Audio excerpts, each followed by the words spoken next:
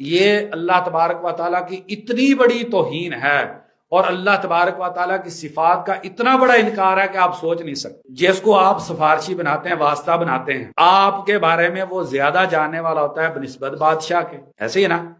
آپ کا تعلق اس کے ساتھ، اس کی معرفت آپ کے ساتھ بادشاہ کی بنسبت زیادہ ہوتی ہے، اس کا آپ پر دل کا اس کا مائل ہو جانا، نرمی ہو جانا آپ کے اس کے ساتھ تعلق کی بنیاد پر ہوتا ہے۔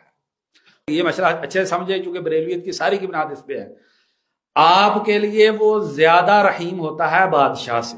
نبی صلی اللہ علیہ وسلم سب سے افضل ہے، وہاں سے تقابل کر لیتے ہیں۔ اللہ تعالیٰ کو علم بندوں کے بارے میں زیادہ یا نبی صلی اللہ علیہ وسلم کو؟ اللہ تعالیٰ کو۔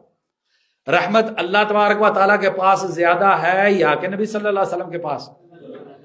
تو مسئلہ ختم ہو گیا۔ نعوذ باللہ جب آپ کہتے ہیں کہ ہم نبی صلی اللہ علیہ وسلم کو واسطہ بنا رہے ہیں تو آپ اس بات کا اقرار کر رہے ہوتے ہیں کہ نبی زیادہ رحیم ہے اللہ تعالیٰ سے، اس لیے یہ انتہا درجے کا کبھی شرک ہے۔ یعنی اس میں پھر آگے دو قسم بن جاتی ہیں، شرک اکبر بھی بن جاتا ہے، یہ شرک اصغر بھی بن جاتا ہے۔ علم بھی اللہ تبارک و تعالیٰ کو زیادہ، رحمت بھی اللہ تبارک و تعالیٰ کی زیادہ، اختیارات بھی اللہ تبارک و تعالیٰ کو زیادہ۔ تو بیوقوف نہیں ہوگا انسان جو ہے وہ کسی ایسے کے پاس جو جانتا بھی زیادہ ہے، اس نے رحم بھی زیادہ کرنا ہے، اختیارات بھی اس کے پاس زیادہ ہے، آپ اس کے پاس ایسے آدمی کو لے کے جائیں جو آپ کو جانتا بھی کم ہے، جس کے پاس رحمت بھی کم ہے، جس کے پاس اختیار بھی کم ہے۔ تو یہی ہے وما قدر اللہ حق قدری، یہ لوگ اللہ تبارک و تعالیٰ قدر ہی کر سکتے۔